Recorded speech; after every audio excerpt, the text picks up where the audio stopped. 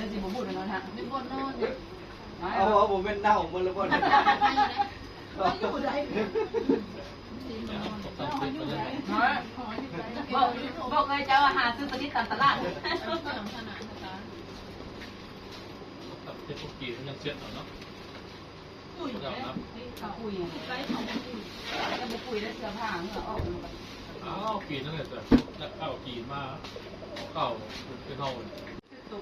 เขาเรียกเขาร้านเขาไม่กินเขาดูร้านเขาอาบน้ำทำอะไรนะเขาเป็นเรื่องของเขาจะเอาแบบนี้ส่งลูกถามทำอะไรนะตัวพวกนั้นมันจะกินดูว่าไม่สะอาดเนาะ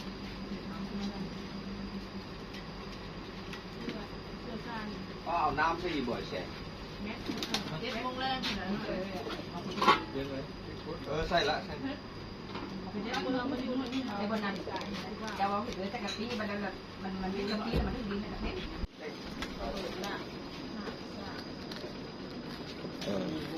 อันนี้นี่ปวดเป้าเขาได้มีเป้าจักรโลดอันนี้25 โลสุด